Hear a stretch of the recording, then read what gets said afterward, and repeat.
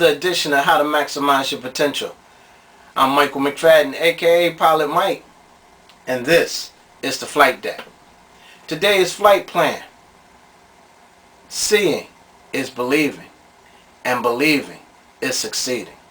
This is part 2, a continuation of a message that I've shared with you earlier on the importance of sight. We talked about physical sight and spiritual sight, and we talked about how physical sight teaches us about spiritual sight, and I shared with you a scenario where I had been working out and how being able to visualize something physically gave me more strength and power to accomplish my goals. And we alluded to spiritual sight and how physical sight, when you begin to visualize your goals and your dreams and you create images and pictures and you put them up on your walls and you look at them every day and you get this visualization in your mind of where you're going, how ultimately that gives you hope. And how hope in the future gives you power in the presence. But that hope really leads to that higher vision that we call faith. The ability to see what physically isn't present. The substance of things hoped for. The evidence of things not seen.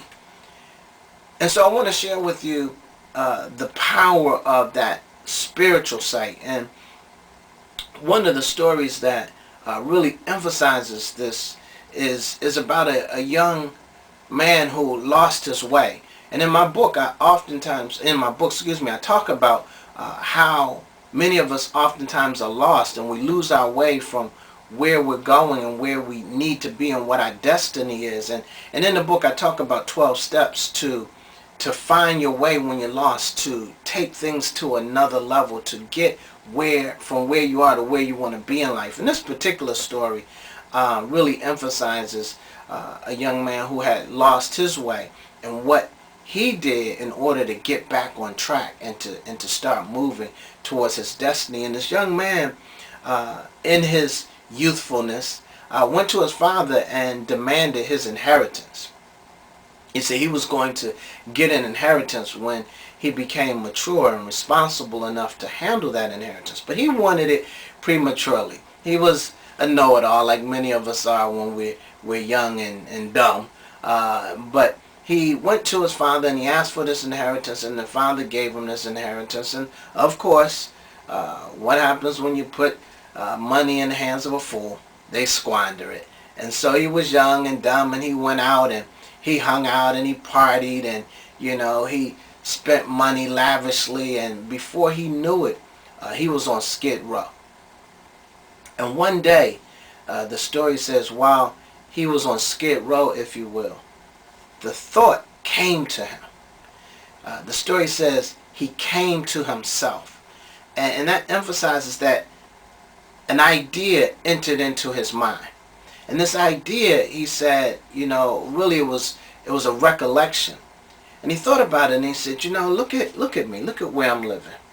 I'm on the streets, I'm an embarrassment to my family, I'm an embarrassment to my heritage. And this is not acceptable for me.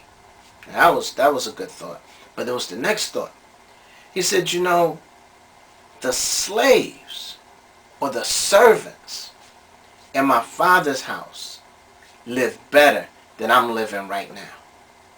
He said, I'll go back to my father's house and beg his forgiveness and not ask him to accept me in as a son, but let me just come back. This is how humility had hit him. Let me come back as a slave. Why? Because even the slaves in my father's house, the servants in my father's house, live better than I'm living right now. Now, the story goes on. He went back and his father wrapped his arms around him and embraced him and, gave him clean clothes and blinged him out with new jewelry and whatnot. But that's not the point that I want to emphasize. The point that I want to emphasize is his life changed. His life transitioned from being at the bottom to heading to the top when he came to himself and he caught a vision in his mind.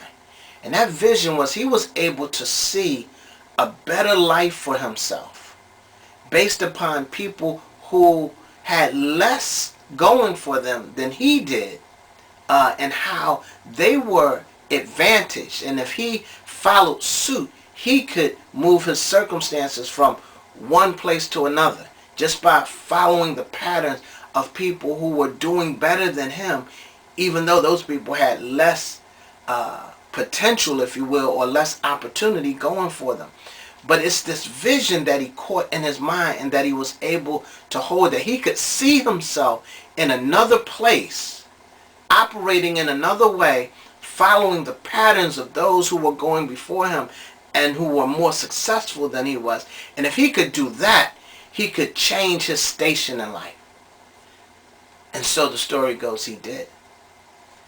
That's the power of a vision. Not just a physical vision, but a mental vision, a spiritual vision, able to see oneself at a higher place and able to see, if I just make these adjustments and follow suit, follow the pattern of those who have already gone before me and done what it is that I want to do. That's it. Success leaves clues. We want to find a mentor. We want to find someone to pattern ourselves after. And we want to catch that vision in our mind. If we can get that in our mind, we can change our circumstances. Because seeing is believing. But believing is succeeding. Seeing leads to belief. Belief leads to success. Let's do it. Let's go for it. The time is now. I'm here to help you. Once again, this is Michael McFadden saying, aka Pilot Mike, saying, keep your throttles on full, and I'll see you somewhere over the horizon. Wheels up. Till next time.